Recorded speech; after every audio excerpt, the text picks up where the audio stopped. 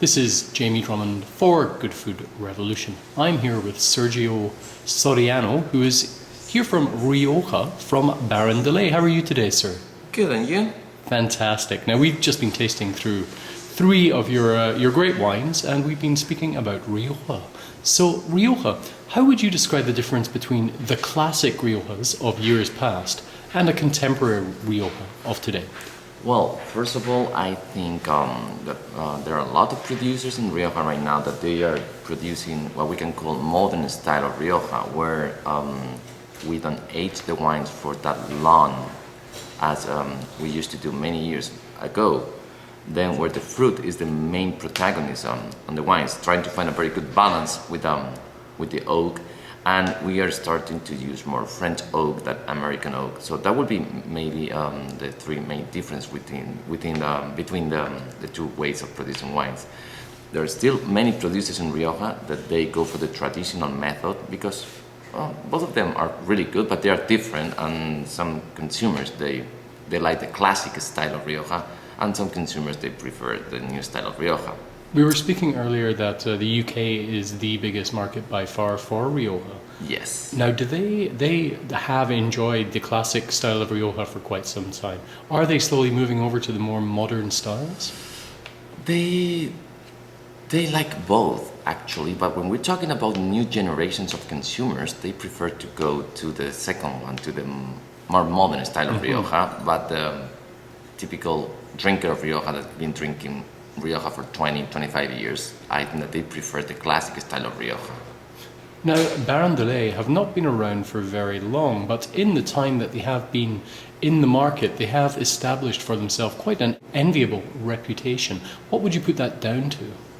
Well, first of all, because as you said, Baron de Ley is a company was founded in 1990, and from the very beginning, we have been producing only reservas and grand reservas of the best quality at a very affordable prices with a very modern approach. And since the beginning, Baron de Ley has been a brand that has been performing very well in international markets. As a matter of fact, we sell 85% of that production in the international markets, only 15% in the local market, in the domestic market, okay. Which is normally you go the other way around. Yes, You're starting in your local market and then you expand your distribution. But in our case, we started from the beginning being a very international driven brand. So your entry-level wine is actually the Reserva, as opposed to, is it Joven, a young wine, or Crianza? Why is that? Because in the group we have another company where we produce, our starting level is the Crianza, and in our case, with Baron de Ley, a company founded back at the beginning of the 90s, in a style of the French chateau, surrounded by vineyards, being probably the only case in Rioja in a big scale of having self-supply of grapes. We thought from the beginning that we have to concentrate in the production of excellent reservas and grand reservas at a very good price, as I said before, and we thought that it was not a business to produce Crianzas or any Anouk reds. One thing that I did notice when I was tasting through your wines is they're very, very polished and very, very clean. There's a wonderful equilibrium between the fruit and the oak, as you already mentioned, but there's a certain polish, a certain cleanliness to them that I really, really enjoy, which is certainly a move away from some of the old Riojas of yesteryear. Yeah, what we do in Baron de Ley is that we only use the barrels for 4 to 5 years the most, which implies a huge investment. Of course, but at the time when you want to produce these very clean, polished wines, you need to work with new oak at all times. So we've just been looking at the Reserva. The Reserva is a wine that sells for $21.95. Yes. And I noticed a tiny little sticker on the neck of that bottle that said that you had a 95-point score from Decanter magazine. That certainly doesn't hurt, does it? No, and actually it helps a lot. You know, as I said, the UK is the largest market by far. From Rioja, it probably accounts for 1/3 of the total exports of the appellation of origin.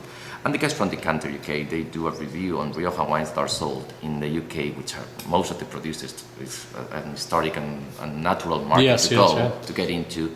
And this year they came to the conclusion that the Baron de Ley Reserva 2010 was the best wine in the UK, was selected in this taste, in this review, which is great because it's a great magazine and actually it has helped a lot. You know? I would imagine, yes. And it really is a delightful wine, especially at that price point. It's a quite astounding value. Yeah, because across the board, I mean, the whole range, what we try to do at, in Baron de Ley is to over-deliver with the quality. I mean, when a consumer enjoy one of our bottles, once they have tried the bottle, we want them to think, oh, I would have been willing to pay an extra more for this quality. And then that's one of the secrets of the success of the company, together with a very consistent quality over the years. So this entry-level wine, the grapes come from Rioja Baja, or Yes. Bahia. Yeah. And the next wine is actually your Grand Reserva. Yes. Which comes in about $30, $29.95, and right. a different wine altogether. Really quite substantial wine. That first wine one could easily have without food, if it was served at the correct temperature. This one here definitely begs for food. It's a much bigger wine, a bolder wine, lots of spice, balsamic, as you mentioned Yes. earlier, definitely. And these grapes are actually sourced from the Rioja Alta. Yes. Baron de Ley, we have nowadays 750 hectares in Rioja, which makes us to be the biggest vineyard owners in the region. And we have our vineyards in the three areas, Rioja Alta, Rioja Alavesa, and Rioja Baja, where the winery is located. But at the time of producing a Grand Reserva, we source our grapes from our own vineyard, very selective vineyards with low yieldings in the area of Rioja Alta. And the reason why is because when you are thinking of producing a long-aging potential wine, that wine is going to need this extra level of acidity and freshness. Yeah. And the grapes that are sourced from that area with a very Atlantic influence delivers this acidity and this freshness that we need to produce this kind of wines, because this is a wine that you can age for 10, 15 years and the wine is going to be in absolutely perfect condition. Now, usually with a Grand Reserva level wine, one would be adding a little bit of Graciano to lift those acids. Yes. But this one here is 100% Tempranillo, which brings us on rather neatly to the last wine there, which is your 100% Graciano varietal wine. Now, that is something quite special and very interesting in this market. Would you mind telling me a little bit about this wine? Yeah, as I was saying, we are a modern producer and we want to show to consumers that Rioja is a great area and it's not everything about Tempranillo, but we have other great varieties within the area that and we produce excellent wines with those. And this is a clear example. It's 100% Graciano. Graciano is a very difficult grape to grow in the vineyards. And first of all, because it matures very, very slow, it ripens very slow, and you have to wait to harvest until the skin of the grape starts to shrivel. Right. And that's the perfect moment, to harvest the grape. But once, if you harvest the grapes at the very right moment, then it delivers excellent wines. Normally, there are a few examples of Graciano wines, excellent wines in the area, but they are quite expensive. Yes, I've noticed that. Yeah. So our mission was to produce good value for money, 100% Graciano, and I think that's what we have done. It's a wine that really delivers great fruit. It's very intense fruit, and together with some nuances from the oak, because it's been aged for 12 months in American oak barrels. And I think that is a perfect option when people want to discover a new grape variety, something different from Spain. This could be a great alternative. No, most impressive, as were all of your wines today. I'm looking forward to tasting much more of them in the future. Sergio, thank you very much for joining us at Good Food Revolution today. Thank you very much. Thank you. Bye for now. Bye.